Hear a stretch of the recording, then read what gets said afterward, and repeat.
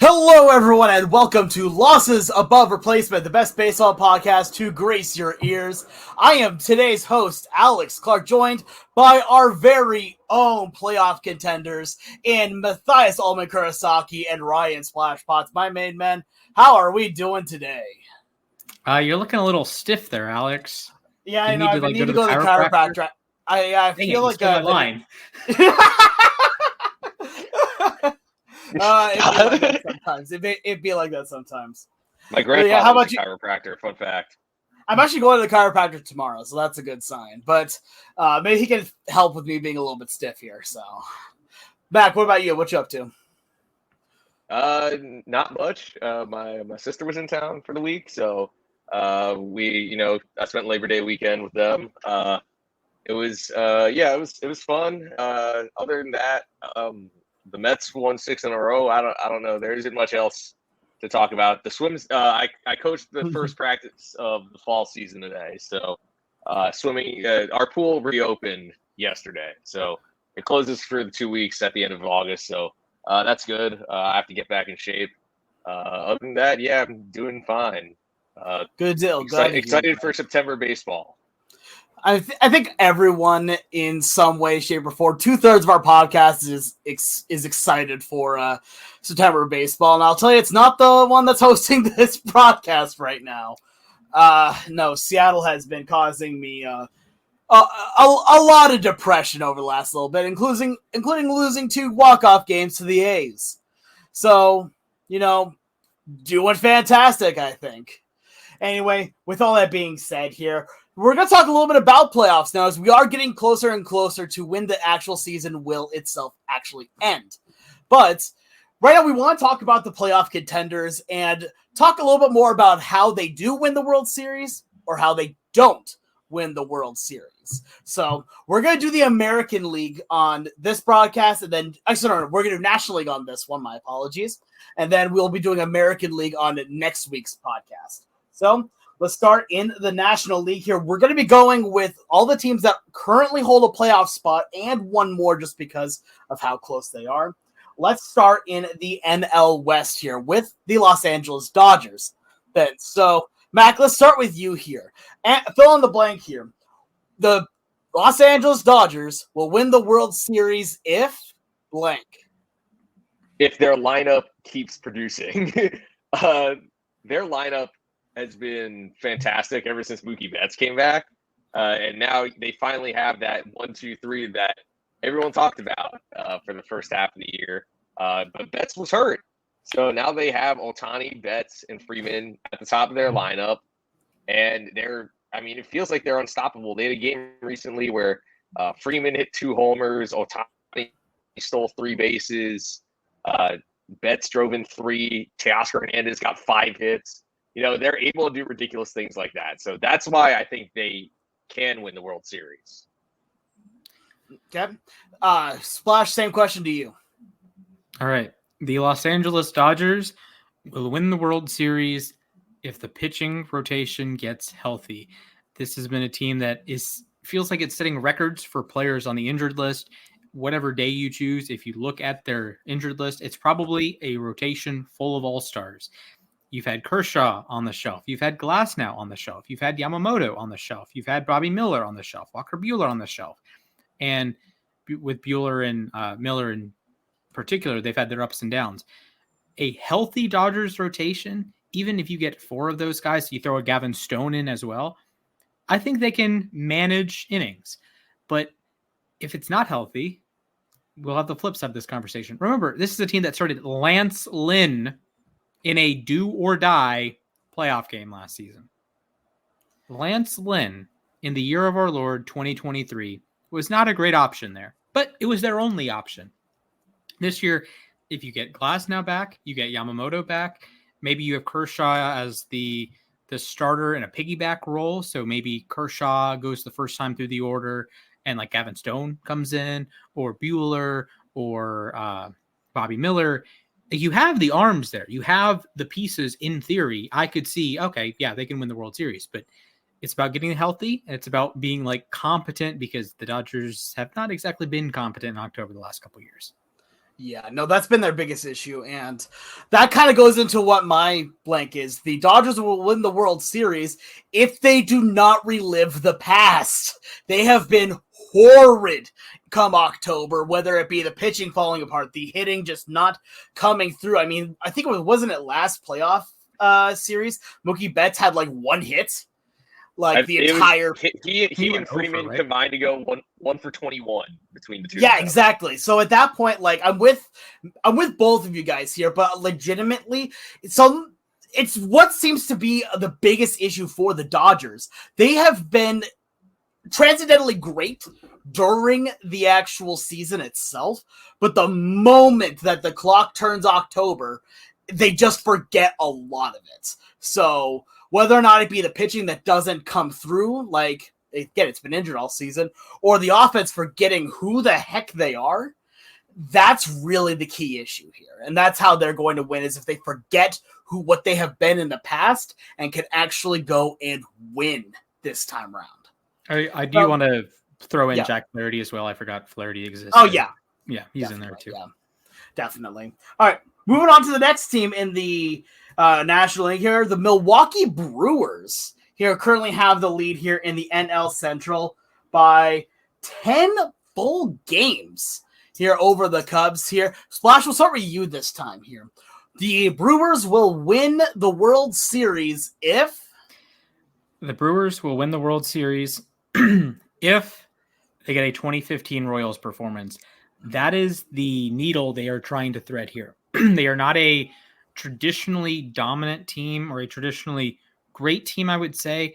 They win a lot of games. I think these are distinct things, and they have this sort of intangible factor that Royals team did in 14 and 15 of great bullpen, enough starting pitching to get to the bullpen, and in a playoff environment, you can manage that. You can manage that out. You don't have to use your low leverage arms because it's like you only got 5 games, right, in the NLDS. You only got 7 games in the NLCS and World Series, and you only have potentially 3 games in the Wild Card Series. So you can manage aggressively and use your Devin Williams. You can use your McGills. You can use your whoever out of your starting rotation doesn't actually get a start. You can use that player as like a bridge gap kind of piece. And then you have enough hitting potentially. This is the Earl Weaver thing of you get a Willie Adames 3-run homer, you have a good shot of winning that game. And maybe you scratch across another run, like a 2-rang single, steal second, hit and run, scores him. You score 4 runs. The Brewers are going to be tough to beat if they can score 4 runs. Mm-hmm. Yeah, that's kind of where I'm at on this with how strong the National League is at this point. The Brewers kind of feel like, even as the division winners, like not as credible of a threat. So here's my bit for this, is that the Brewers will win the World Series if they take advantage of the opportunities given. Kind of what you're saying here when it comes to the Royals and all that. One of the things they were so good at doing was taking advantage of the opportunities that they had with having runners on base or being able to shut down in clutch opportunities. The Brewers are going to be in that exact same format. And we've seen teams like the Nationals in 2019 that took advantage of mistakes and then ran with it. All you need in a playoff game is an advantage to be able to win it. You don't need to have all this depth. You just need to take one advantage to get a win. Go back to the 2020 World Series here. Yes, the Dodgers won it, but the Rays kept fighting back, taking advantage of mistakes, and they turned that into one of the most competitive series a truly competitive series, which a lot of people may not have given the Rays credit for here. So that's going to be my bit with this, is that the Brewers can win if they capitalize on mistakes. Yeah, so I'm going to say that the Brewers will win if they find any form of consistency on offense. Obviously, Jackson Chourio has surged. Willie Adames is leading the NL in RBIs with 100. William Contreras has been good, but without Christian Yelich, I know that they've been playing great ever since Yelich got hurt, but you look up and down that lineup, and I have a hard time buying in here. Bryce Turang is fast. He's stolen 40 bases, but he has a 674 OPS. Rhys Hoskins for, he hits for power, sure, but he's hitting 209 with the 708 OPS. That's for Rhys Hoskins. You're expecting a guy to be 20 to 30% better than league average, and he's below average by OPS plus this year. Blake Perkins is not known for his offense necessarily. He's a solid defender, yes, but he's a 694. Sal Frelick, I've been a little disappointed there. I expected more out of Frelick this year. His OPS is only 676. I think Sanchez is, as a DH, he's not hitting enough for. He's not hitting enough to be for a guy who's supposed to be like an everyday DH. So they just need someone else to step up. Garrett Mitchell has been all right. I know he was hurt for a while, but that's my big concern with them. They have a great pitching staff. I've been pleasantly surprised by their rotation. I don't know if I trust them necessarily over a whole series, but their bullpen is phenomenal. That was going to be their biggest strength all year, and especially ever since they've gotten Devin Williams back, I'm really high on their bullpen. But yeah, they need someone to back up those middle of the order bats. 100% here, and that's kind of what makes it all interesting here overall. Because again, the pitching staff has done a pretty dang good job this season now. So now let's move on here to your guys' division, the NL East, currently led by the Phillies. Here, the Phillies with an 82-56 record here. Take a look at both the Mets and Braves. Not even an 80 wins yet. Anyway, this is not a shot at either of you guys. This is just having a little bit of fun. I apologize. But I'll go first on this one, being the non-NL East person here.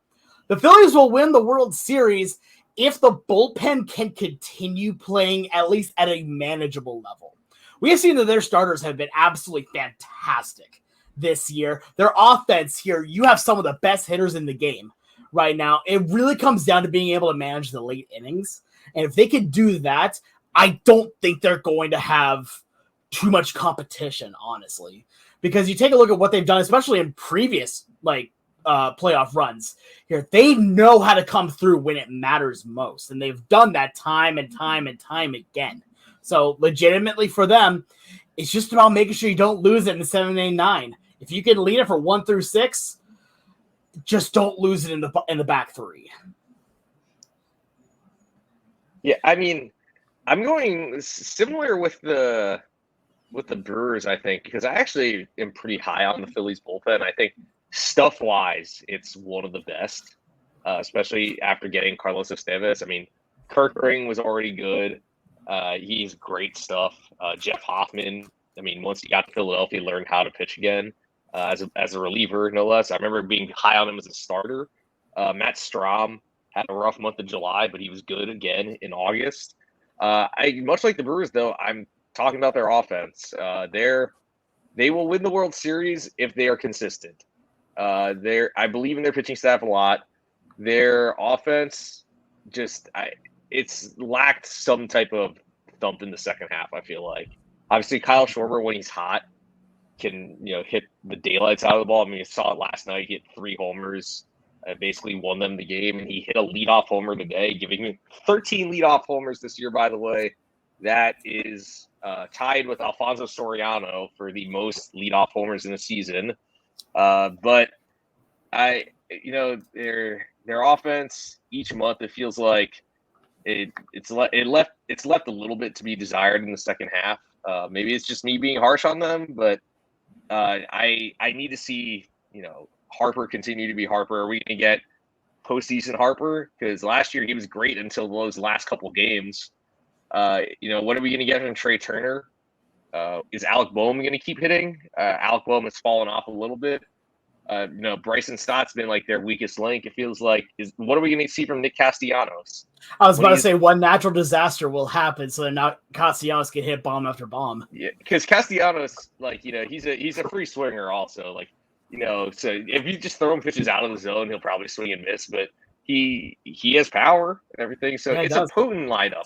But what are we going to see in the postseason? That's just my biggest question with them. So the Philadelphia Phillies will win the World Series if they keep the initiative at home. The Phillies, the last couple of years, you steamroll at home. You beat the Braves Game 3 and Game 4. You annihilate the Padres in 2022. You annihilate the Marlins in 2023. But as soon as they show a little weakness, they drop a game at home to Houston in the World Series. They drop a game at home to Arizona, game 6. They blow that game late, and the house comes crumbling down. I think the Phillies thrive on being in the underdog role, and they aren't going to be the underdog this year. That's the point. They will not be the underdog. They can tell themselves we're the underdog, and everyone's rooting against them, which is true, but they're not the underdog. They should be the favorite, either them or the Dodgers or the Yankees. I guess you can throw the Yankees in it, but they need to keep the initiative at home. And as well as they've played as the underdog, they have to be able to play as the favorite. They have to be able to play as the team might be the number 1 seed, could be hosting any theoretical game 5 or game 7. They have to win those games. They can't. If they lose, you got to answer back. And I don't know if the Phillies can, but just win at home and it doesn't matter. You don't have to win any game away from home if you just take care of business at home. Yeah, I mean, much easier said than done, but yeah, no, you're 100% right here. One of the things this is not like a fight back. This is just my own personal opinion. I don't like the idea of playing as the favorite or playing as the underdog, just because I think that in every one of the games, just win. Literally, just like go the old Raider approach of just win, baby.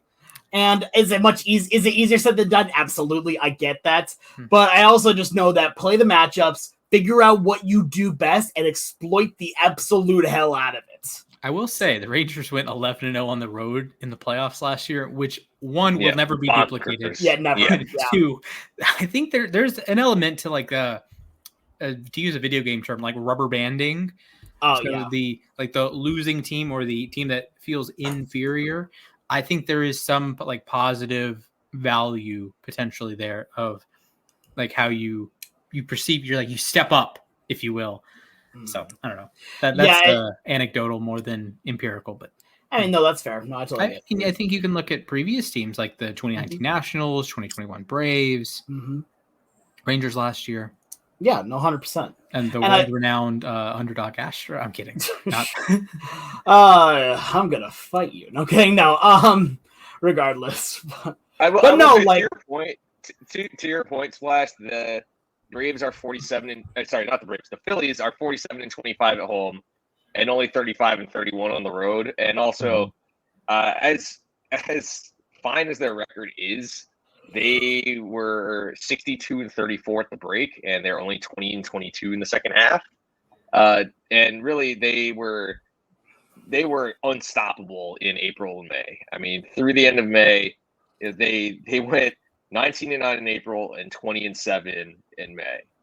Since then, they're only a few games over 500, which is fine. They've played winning baseball, but they aren't.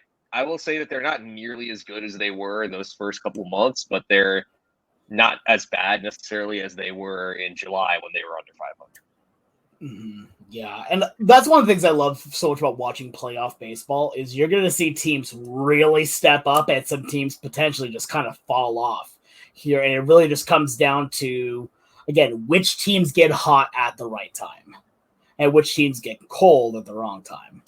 So let's move on then to our wild card teams. Now, we're going to include 4. I know those are your wild card spots, but there are really 4 that we need to talk about because by the time this podcast gets released, very possible that they may have changed. Here, so let's start out with the top of this, though, and that is the San Diego Padres, currently holding the first wild card spot at the time of this recording. So let's start with Splash here. The San Diego Padres win the World Series if the San Diego Padres win the World Series if their stars play like stars. The pros to building a stars and scrubs approach here, and for this conversation, I will include Luis Ariz among these stars. When you have the Machados and the Fernando Tatises and the Arizes and the Bogarts, they got to perform. You know, Bogarts has won a World Series before, famously so. Machado has played in a World Series before, famously so, striking out to end the series. You got to play up to that level, and you have to elevate your play. and seize the moment, if you will. So I was listening to the Yankees Files podcast. Shout out to them. And you go through the research, and if you ask someone, would you rather have a Yankees style lineup that gets to a 119 WRC plus and has a lot of that production in Judge and Soto, or would you rather have a team with 9 guys at a 119 WRC plus? A lot of people are going to choose the consistent lineup, when mathematically the stars and scrubs approach tends to win out, because you get that higher end production and you're less prone to sequencing, if you will. So that 119 is great, but that means you have to hit lower odds over and over and over again to score runs, while if you have Judge or Soto, any pitch could score. So you have Tatis, you have Machado, you have a Rise, different profile there. You have Jerkson Profar. He's been awesome this year. You have Jackson Merrill. He's been awesome this year. You have Dylan Cease in the rotation. You're getting Darvish back. You have an electric bullpen. Play like it. Yeah. I'll go next on this one then. For me, it's kind of along that exact same line that you had here. It's that the San Diego Padres will win the World Series if they imitate glue.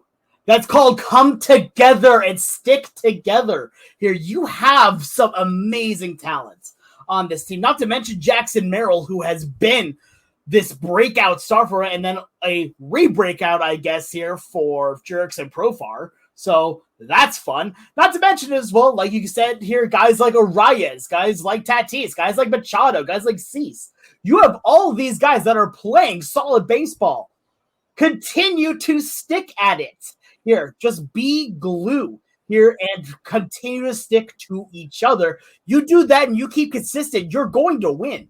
The only reason why you're a wild card team right now is because the Dodgers are in your division. We've been saying that for checks notes the last 6+ years at this point here. But you know what's been also consistent during that time? Most of the time, the Padres also make the playoffs. So that shows how good they have been, and why at this point right now, this is a great time for them to strike, because they are having not just their main stars, they're having new stars break out as well. That's why I think that this playoff section for them is going to come down to Profar and Merrill for them. They know that they're going to get pretty decent production out of the other ones. Now let the new guys get their show. I say Profar like he's a new guy, but you know what I mean by that. It's by these really re-emerged as what people thought he was going to be like. All right, so now a question to you here, Mac. The San Diego Padres will win the World Series if they figure out who their third starter is. I'll just say it there. They're stars. I really believe in them. Their bullpen, I think, is the best in baseball, especially after getting Tanner Scott and Jason Adam and Brian Hoeing. Robert Suarez is fantastic as their closer. I think Dylan Cease and Michael King are a good 1 and 2. What's going to happen with Darvish and Joe Musgrove? Are we going to see what we expect from them, or are we going to see what they are, which is they've been beat up a lot?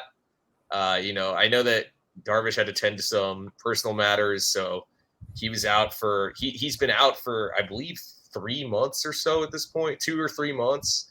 Their offense, big fan of Jerks and Profar. I think he's good. Jackson Merrill is really good. Fernando Tatis Jr. is back. He's really good. Manny Machado has had an 884 OPS since June 1st. That's what you expect Manny Machado to do. But they need to find someone to pitch that third game of the series. If you go far enough, your fourth game of the series too. Because they have a ton of talent on their roster. And I will gladly say I've been very, very wrong about this team this year. Same here. Yeah, 100%. All right, let's move on to our next team here. And that is the defending National League champion here, the Diamondbacks here. So I'll start this one, I think, here, because I'm going to have just the fun answer for this one. The Arizona Diamondbacks will win the World Series if they let Gino cook. No, Gino is like Eugenio Suarez, one of my favorite players. I don't care what anyone says on that. One of my favorite people. He has been on an absolute tear as of late here. And over the course of the season, especially since like July, he has really kicked it up to another degree. So let him play. Let him cook. He has been a dominant power hitter over this whole time, and I've seen him do amazing things in the playoffs. Let him do that this time around. I love you, Gino. Please come back to Seattle.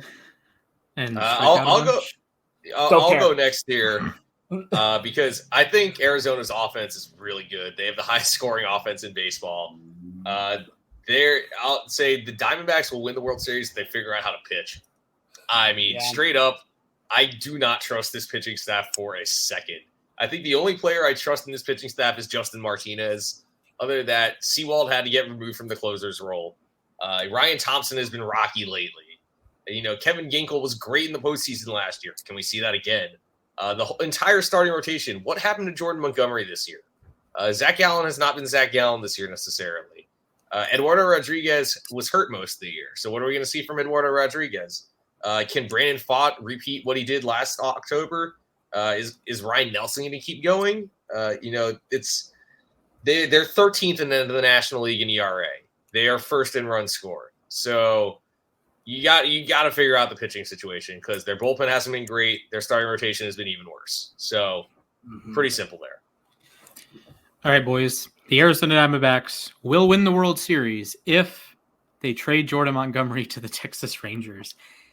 Folks, Jordan Montgomery hasn't just been a disaster, hasn't just been like bad. He has been a total abomination to the sport of baseball, the sport that we all love. And largely, the Diamondbacks rotation has been horrendous. You come into the season, and I think all of us had Zach Gallen in like our top 10 starting pitchers, if not even higher. I don't happen to remember. I think he was like 6 in my list or 7, but he was a top 10 to 15 guy. He's really good. He was a horse in the playoffs. He's a big reason why the Diamondbacks made the World Series. And this year, he's been slightly above average, a 1.08 ERA plus. The rest of the rotation has inexplicably been worse. They can't pitch to save their lives. And this doesn't happen to just be a rotation problem. It extends to the bullpen. This is unlike the Dodgers, who they've just been injured. They can still pitch. They are still very good. Yamamoto and Glasnow are still very good. They're just injured. The Diamondbacks have dealt with injuries and gross incompetence. If they weren't leading the league in OPS and leading the league and with a 114 OPS plus as a team, Corbin Carroll has been unreal of late. Suarez has hit a bunch of home runs of late. Christian Walker, welcome back, sir. Ketel Marte, he's not quite back, but he had been playing at like MVP runner-up levels. Jock Peterson, tremendous platoon bat. The entire lineup rakes. And they take serious advantage of platooning and get Jock out of the lineup against lefties. But they cannot pitch. They cannot get outs. And it would be one thing if you flip it and you look at, I don't know, the Atlanta Braves that cannot score to save their lives, but aren't allowing runs. You need to get 27 outs. That is a requisite. You can score 1 run and win a game, but you have to get 27 outs to win a game. I think the Diamondbacks will struggle to do that. So if you get 27 outs, they will win. Yeah, fair enough then. And so that's what's kind of interesting with all this is that you still have to get the core stuff done, obviously, but there's so much talent on that team that there's a very real chance that it either comes together spectacularly or fails spectacularly. So let's move on to the next team here, and that is one of the teams of us here in the podcast here. Let's talk about the Atlanta Braves. Splash, we'll start with you here, being our resident Braves fan. Here, the Atlanta Braves will win the World Series if... Okay. The Atlanta Braves will win the World Series if Michael Harris gets 2 hits in a series. I'm going to put it to you this way. Michael Harris has played 2 playoff series in his career. He's played in 8 games. He has the same number of historic game-ending, never happened before, double plays as hits. He has played every game. He has been featured prominently in the lineup. Well, not exactly prominently in the lineup, but it's a good lineup, so you cycle through it more often than the average lineup. He has 1 hit in 2 playoff series. He has one crazy game-ending, the attaboy Harper play, that one. Michael Harris is really the conduit of this team. Yes, you need the power from Olsen and Ozuna, and hopefully Riley is back if you advance deep enough into the playoffs, and the catchers. And Ramon Laureano is a good baseball player now. I don't know. Michael Harris is the Ronald Acuna light. It's if you combine Jorge Soler, Michael Harris, you might get Ronald Acuna from like a power, speed, and on base perspective. But the electricity for the Braves has been lacking in the playoffs in recent years. And I think a lot of that is because one of your most electric players in Michael Harris has been disastrous in the playoffs. He's great defensively. No qualms there. He can steal bases. No qualms there. He has to hit. He has to hit the playoffs. I trust the rotation. I trust the bullpen. It's unbelievable what they're doing. Chris Sale hasn't allowed more than 2 runs since June 2nd. Spencer Schwellenbach might be the best pitcher in baseball. And no caveat there. Michael Harris, you got to hit, man. You got to hit, bro. You just, please, for the love of all things holy, hit. Just a little bit. Just an eensy, tiny little bit. And extend the line. Just a smidge. And the Braves are going to win the World Series. Just a smidge. But he's like 1 for 30 in the playoffs. So I don't have high hopes for that. All right, Mac, I know it's going to hurt you to say the phrase, but the Braves will win the World Series if they find some type of 2021 magic. That's how I'm going to say it. Their pitching staff, fantastic this year. I'll say it. I didn't trust them coming into the year, but actually pretty good. Especially Chris Sale. I mean, that turnaround has been crazy. Spencer Schwellenbach has really settled in, I feel like. Max Fried is Max Fried. Obviously, their bullpen has actually been really good. Raisel Iglesias, didn't allow a run in the month of August. He's a 1.26 ERA. He strikes guys out and doesn't really walk guys. So he does everything you want. And obviously, Joe Jimenez is a good setup man. Dylan Lee's been really good this year. Their offense, man, I can't believe I'm saying it, but I have a number of concerns about their lineup. Matt Olson had a solid month of August. I'll say that much. So he's sort of a fraction of what he was in 2023 when he had 54 homers. He doesn't need to be that necessarily, but Michael Harris has not been Michael Harris this year. Jared Kelenic is a question mark. Obviously, Acuna's hurt. Albies is hurt. Riley is hurt. Sean Murphy, when he's healthy, has not been Sean Murphy this year. Adam Duvall is a 57 OPS plus. So they need to find some type of, their version of the Eddie Rosario, Jorge Soler, Jock Peterson trio. Maybe it's Ramon Laureano and Whit Merrifield this year. I will say Jorge Soler looked great for a little bit. Now he's hitting under the Mendoza line for the Braves. So maybe it's Jorge Soler again. Who knows? But the way I see the Braves winning the World Series is if they find some of that pixie dust that they had 3 years ago. Yeah, and you know what? That's very fair. So I think for mine, it's going to be kind of what we were talking about pre-production meeting on this, that the Braves will win the World Series if they turn their shutouts around. They've, as Splash let me know beforehand, the Braves have been shut out 8 times over the last couple months here. And does that come from bad offense? A little bit, yeah. But at the same time, their offense, their pitching has been fantastic here overall, been one of the more consistent ones in all of baseball here. But as we're seeing with Seattle, that doesn't always get you the win. But I will say that pitching does get you deeper into playoff runs than hitting will most of the time. So legitimately, it is going to come down to that. But for at least this stretch of games to be able to get into the playoffs, hitting is going to be essential. And then when you get into the playoffs, your pitching is going to carry you. It's just about whether or not can you put together at least a couple of runs. It doesn't matter if you give up 1 run and your pitcher throws a complete game 1 run if you score 0. So that's really what it comes down to for the Braves. And we have one more team that we are going to talk about here, and that is Mac's New York Mets. Currently not at this exact moment holding a playoff spot, but half a game back. So we're going to talk about them here. So let's start with the Mets fan here, Mac. All right, tell me, the New York Metropolitans win the World Series if they can get the final 3 outs of the game. I'll just put it that way. Yeah. Maybe you know what? That's fair. That's very fair. Maybe I should extend that to 6 outs because their starting pitching has actually been great lately. And I like this offense, even if they're sometimes inconsistent. Francisco Lindor has a case to be MVP, as my name shows, by the way. Mark Vientos has been fantastic.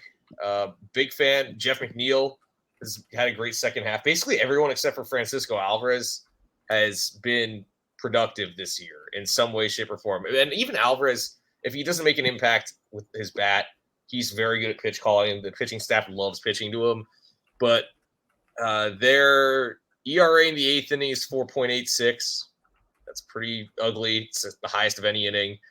In the 9th inning, it's 3.75, but they've given up 15 homers in the 9th inning this year.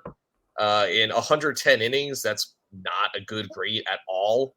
So, yeah. And also their ERA in extra innings is abysmal. So they need to just find a way. You know, sometimes we don't need Edwin Diaz to be Edwin Diaz, 2022 Edwin Diaz. But somewhere in between 2019 Edwin Diaz or, May 2024 Edwin Diaz and 2022 Edwin Diaz, you're golden. Phil Maton has been great. Daniel Nunez needs to be healthy. Jose Buto was great at first, but he's had a couple of rocky outings here or there. Danny Young has been great as the lefty out of the bullpen, but I'm telling you, just get those final 3 outs. This team was 11 games under 500 at one point. They are 11 games over 500 right now. They didn't do that by mistake. They're 53-31 since they called a team meeting, and Jorge Lopez threw his glove into the stands. So, yeah, find a way. That's all I got. I'll go next on this one. And honestly, I'm going to echo your exact same sentiment here. The New York Metropolitans will win the World Series if you hear the trumpets.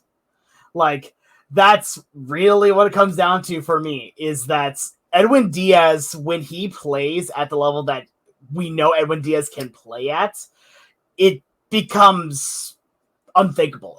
It becomes unwinnable for the other team. And I'm not saying that he has been perfect, obviously not. I mean, he was removed from the closer's role earlier this year, and they put back into it, if I remember correctly. So at this point, like, when he plays well, he doesn't make. I'm going to borrow a quote. I'm going to borrow some slang from the youth of today, saying that he has that aura. He has that plus 1,000 aura here. That's great. Yes, you're right. I'm in tune with the kids. Yeah, 100%. But how do you do, fellow kids? Exactly. I refuse to say any more out of fear that my hip will hurt more. But anyway, no, like, when he comes out to those trumpets, it is the entire stadium, the entire atmosphere changes.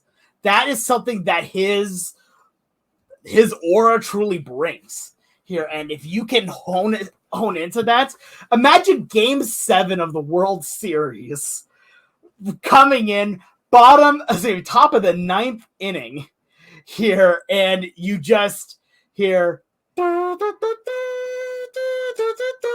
like, at that point you just gotta think, oh no. I gotta tell you, I would be so hyped if that happened. I know that's a very low chance of that happening, but if it does, I'll pop off. Yeah, the odds of the Mets hosting a Game 7. I know. Pretty low. Like, Mets making it to the World Series, we talked about it in the group chat, entirely reasonable. I think it's on the table, but hosting Game 7, I don't think that's exactly reasonable. Oh, of course not. No, I just wanted to say that in case of, like, if that does, that would be like the ultimate pop for me. That meant like a 3-2 game. Yeah. Ooh, that'd be fair. All right. The New York Mets will win the World Series if... Yeah! Okay, I had that set up, and then both of you morons took the same thing. Oh, I'm so sorry there, Splash. We all had the same brain cell for an idea. Okay, we just kind of traded it around like it was. We just kind of traded it around like it was Octavio Dotel. It's like we're orange cats, all of us. So my answer to not piggyback off both of you, Francisco Alvarez calls JD Martinez. That's it. That's the solution. I said it with Michael Harris. If he figures it out in the playoffs, the Braves will win the World Series. Francisco Alvarez, buddy, Mr. L Troll, you were the number one prospect in baseball because you were a catcher who had Mike Piazza power. And now you have totally flipped the script. You're great defensively. And where's the power? Where's the power? Where is the power? Talk to JD Martinez. Figure out from world-renowned hitting coach JD Martinez how to hit the baseball. And the Mets will beat the Brewers and then beat the Dodgers and then beat the Phillies and then lose in 5 to the Astros. That's the point. That's what will happen. But Francisco Alvarez, Mr. Buddy, sir, pal, I think you're the same age that I am. Peer-to-peer, call JD Martinez, go on a long walk on the beach. I don't care what it is. I'm a Braves fan saying this, by the way. I would like you to have a nice conversation with JD Martinez, the Mets hitting coach. Punch him in the face. Actually, don't do that. Just block his number. We don't want to get arrested now. Block his number. Talk to JD Martinez because JD Martinez figured it out. He has figured it out for the Mets. He's figured it out for himself. He is wonderful. By the way, the Nationals should sign him in the offseason, but that's a story for another time. Francisco Alvarez, it's all on you, buddy. Yeah, I trust his defense. Like, he is awesome defensively. Same. I trust how he interacts with the pitchers. I trust but you got to hit for some power, pal. Yeah, I do want to mention it might be a trumpet's correlation to Edwin Diaz's performance because he has a 6 ERA on the road and a 2.3 ERA at home. I will say he's only because he came back from that suspension where they did the arbitrary sticky stuff rule. He's had 2 bad outings, and they just happen to be consecutive outings on the last road trip that cost the team both games. So he's actually been much better since the coming back from the suspension, but really ever since he came back from the IL. Yeah, and that's what honestly is going to come down to. And in the playoffs, again, the lights are brighter. The lights are just brighter in the playoffs. So it's going to be interesting to see what goes forward from it. And if we do get to hear Narcos in the playoffs this time around. We will be hearing Narcos, but it will be playing for sure at American Family Field for William Contreras. I will point that out. The correct Narcos, excuse me. I don't know. He changed his song. I feel like he didn't. I heard it when the Braves were in Milwaukee. He did last year, but he changed it back this year. Okay.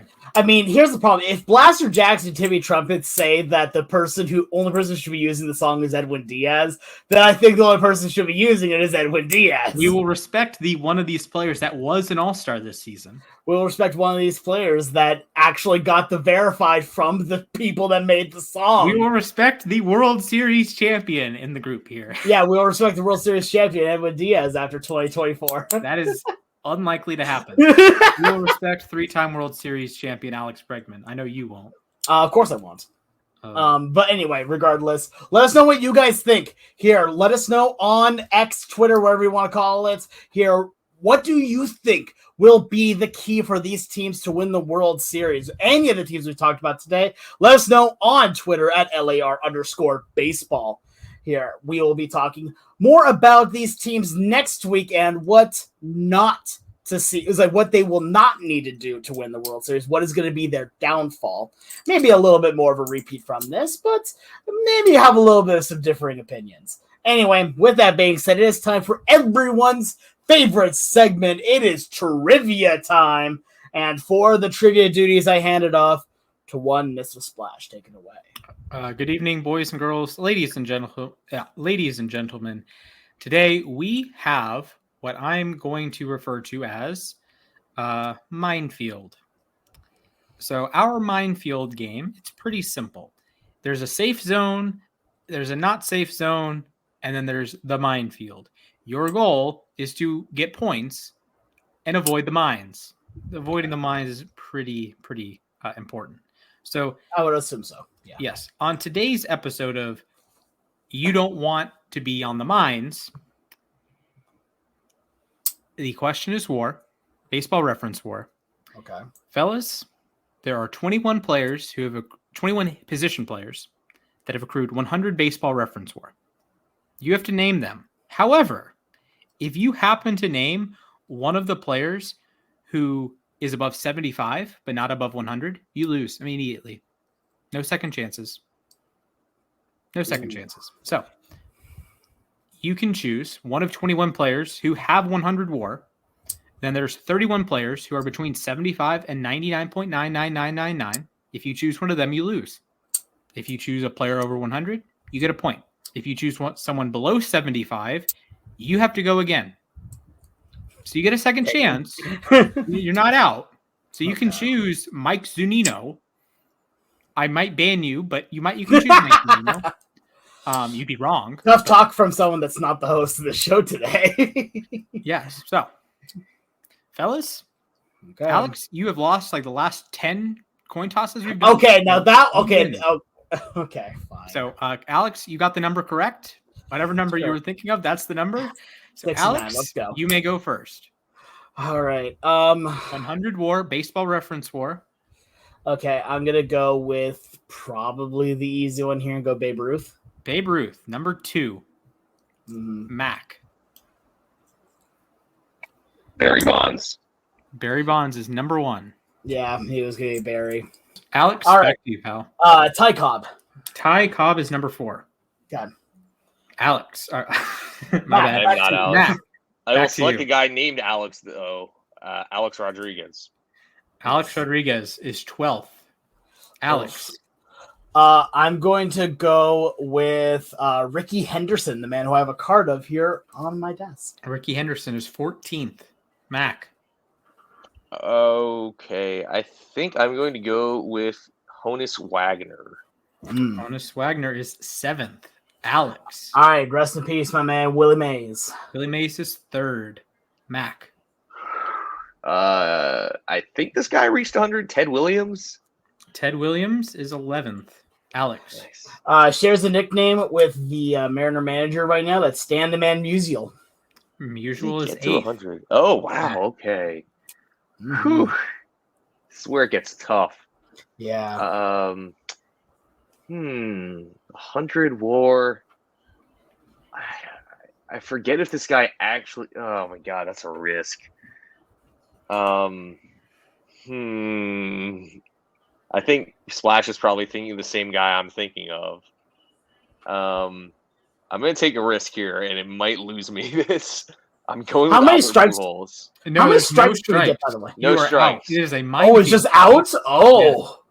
Did you say I how didn't many? know that. I can't remember if Albert Pujols got back over 100, so I'm gonna go with him, and I know that's a risk.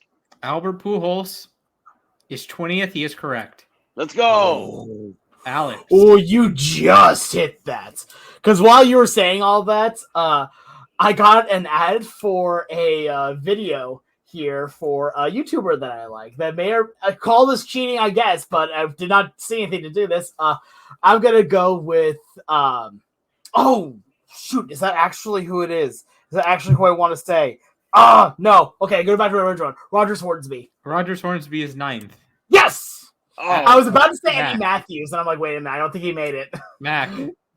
I think this guy did. Tris Speaker. Tris Speaker is 6th. Ooh. Go. Alex. Did I say Hannes? I did. Hannes has been taken. Oh, Hannes was taken. Okay, let's go with Mickey Mantle. Mickey Mantle is 16th. Yes. Mac. Oh, it's Man, getting close. This is getting tough. We're getting the nitty gritty here, folks. So many guys I don't know if I trust they reached 100 WAR. Man, okay. Man, I got players that got to 90 but did not get to 100. Those would be quite unfortunate blow-ups. Oh man. Okay. I don't know if this guy reached 100, and I may lose it right here. So I'm gonna go with Henry Aaron. Hank Aaron, 5th. Let's go. That was my Right. next one. Alex. You got All right. 10, 13, 15, 17, 2 guys tied at 18 and 21. Okay, I don't think this one was said. If it is, I'm sorry. Going to go with one Mr. Lou Gehrig. Lou Gehrig is 13. Oh, I couldn't remember if he got to 100 either. All right, I Matt. took a risk too, bud. 6 more. Man. Honestly, for me, it's just about what players played long enough to get to that number. That's the other thing, yeah. Yeah. Get into the nitty gritty though. I'm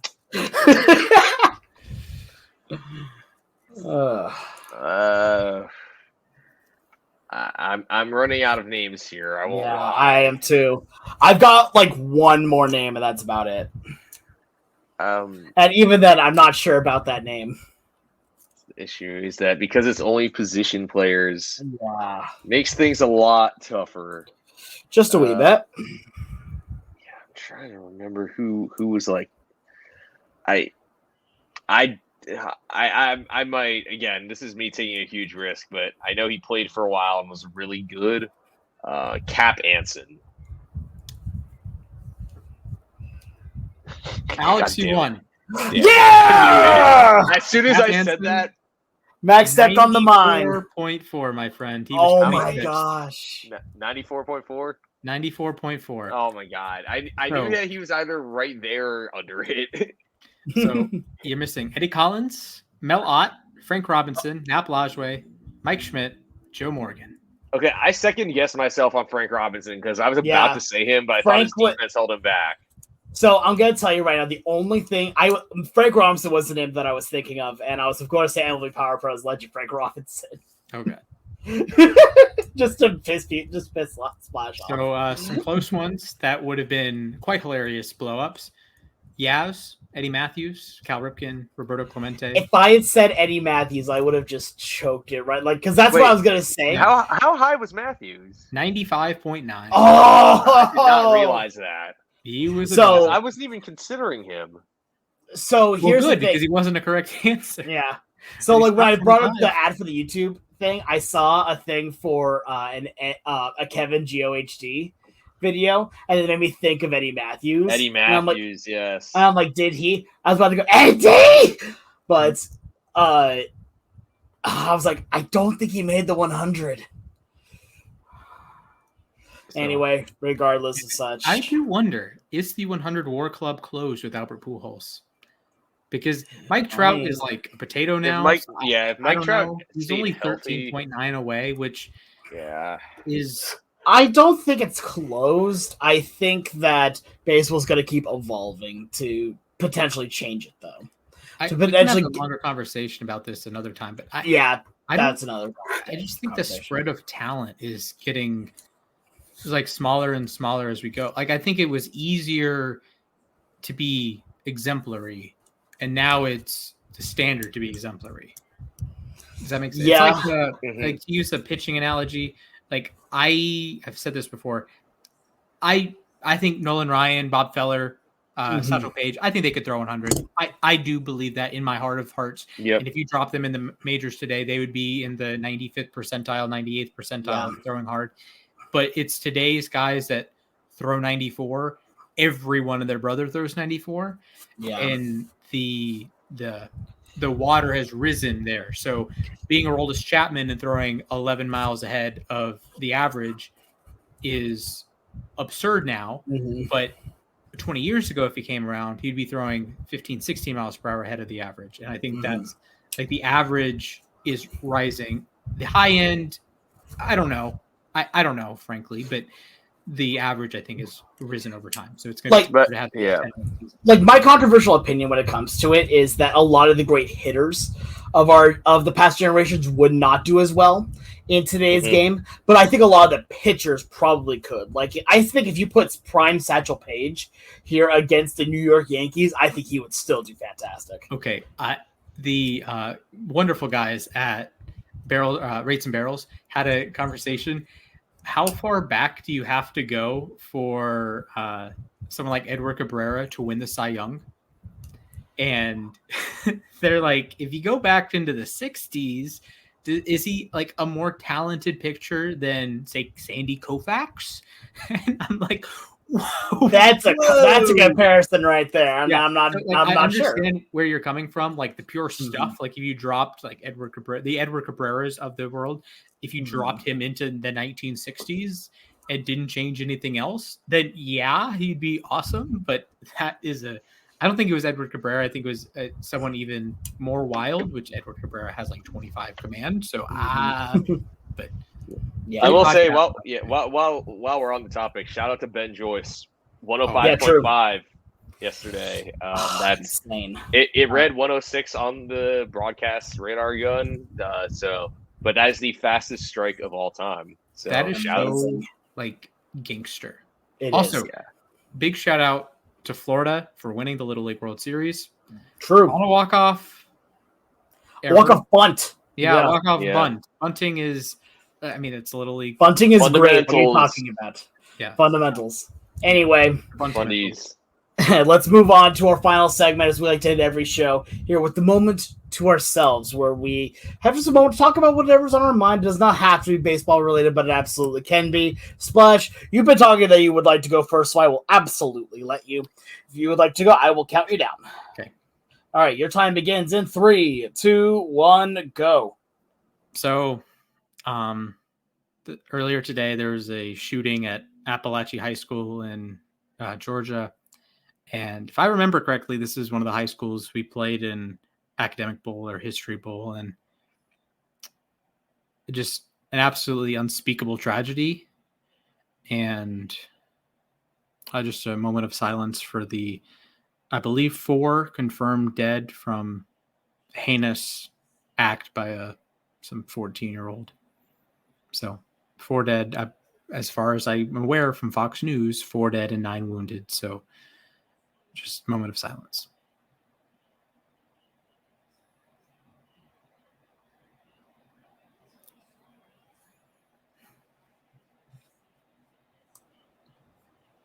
Yeah, truly, truly tragic. And again, thoughts go out for the families of everyone affected. And it's never a fun thing to cover, but unfortunately, it's one that needs to be heard.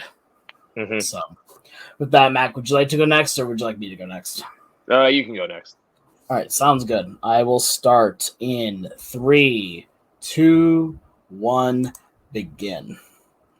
So for me, I want to talk about something kind of cool, at the very least for me, and that has been my weight loss journey, as well as my kind of feel of just trying to get healthier in general.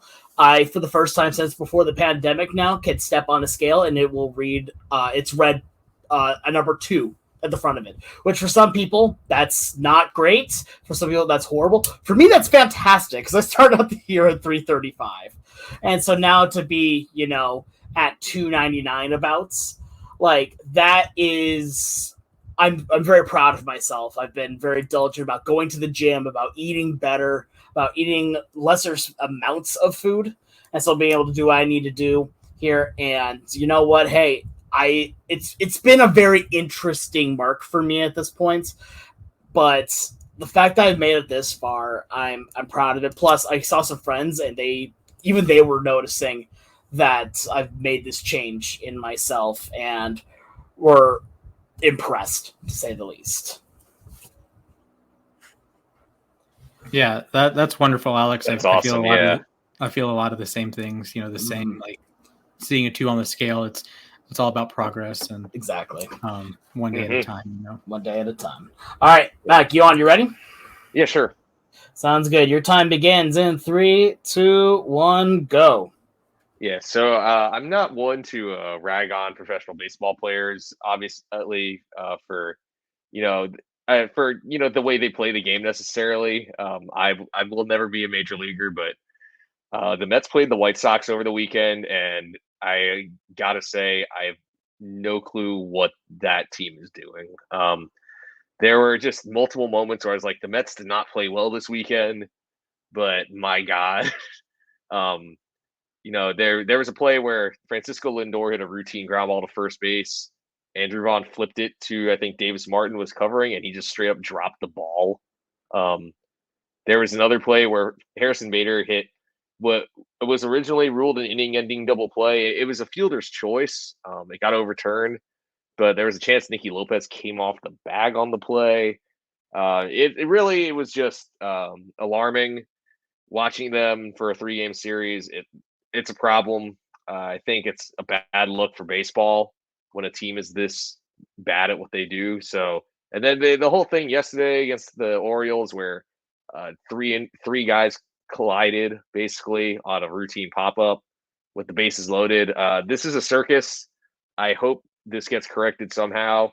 Unfortunately, it looks like they're probably going to break the 62 Mets record, which the 62 Mets don't want that record to go down necessarily. So it's just my 2 cents. Watching the White Sox, I feel bad for their fans because this is truly embarrassing. Yeah, no, like I've had already a ton of people come and talk to me about like this is something that you love, and I'm like, yes and no. From the fact of I love this game of baseball, I don't like watching the White Sox, but at the same time, like a car crash, you kind of can't take your eyes away from it. It's unfortunate.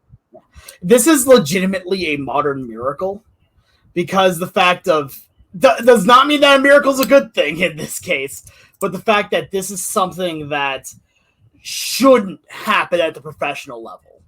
And yet here we are that there's a legitimate shot that a major league team will lose 120 games in a season. That is absurd. They might lose 125. Like, this is an abomination. This is like, it is shocking when they win a game. Like, it is baseball. The shtick is you are guaranteed to win 60 and lose 60, right? And the last 50 or the last 42 games in that case are what you like. That's your record, right? Every team's going to be somewhere between like 54 wins and 104 wins. These fools might lose 125. They're 31 and 109 as of right now. The Chicago Bulls, a known not good basketball team, will probably win more games this upcoming season. Mm-hmm. The Cubs, who I don't think have a top 50 player, top 100 player in the sport, are going to win double the amount of games that their friends on the South Side are going to win. Is it weird to think about that there's a very legitimate possibility? I'm not saying this is going to happen, but a very legitimate possibility that the Chicago Bears might win more games this month than the White Sox will this month? That is a distinct possibility. Yeah, I hate that is a distinct possibility. Also, we get to watch Caleb Williams play in an NFL game on Sunday, and that is one thing I'm excited for. I have not cared about football very much this season. I'm excited to see Caleb Williams, and I'm excited to see him join that group of elite quarterbacks with or Lamar, Burrow, Allen. Or see him join the quarterbacks from USC. Yeah, or that. Let me just put – I just wanted to put a bow on the White Sox thing is that they've played a lot of games where like they can be competitive, but they are awful at the little things. Like there's a reason they're so bad is they are terrible with the little things. So now you're not getting as many innings out of Crochet. You traded Fetty. Exactly. Yeah. It's just Crochet was really, really good. Other than that one time he faced the Mariners. And Eric Fetty is still second in the American League in Baseball Reference War, which is preposterous because he hasn't been in the American League since July. Exactly. So, the Braves also lost 2 out of 3 to the White Sox. So I'm going to go cry in the corner. Understandable. Don't worry. Hey, the Mariners NFL predictions before the season starts. Any team prediction? I guess you're Alex. How many games will the Seahawks win? 18. That's not happening. Mac, how many games will the Steelers win? There is a correct answer here. 10. 9 is the correct answer. How many games will the Ravens win? I don't know. I just hope they have fun. I just want the T-shirt, like kind of going back to baseball for a second. There's a T-shirt that's floating around that says, "I hope Logan Gilbert is just having fun." Yeah. I'm like, I want that. That's just great. Anyway, I think that's going to do it for our podcast today. Thank you so much, everyone, for tuning in. You can go follow us on Twitter /X/ whatever you call it at LAR_baseball. You can go follow me on Twitter specifically at SportsGuy242. Go follow Mac on Twitter at Mathias_A_K. And you can go follow Splash at Mrs. Splashman19. Well, from all of us here at Losses Above Replacement, we want to thank you all for tuning in. Have a great rest of your day. Stay safe. And I hope to see you all real soon.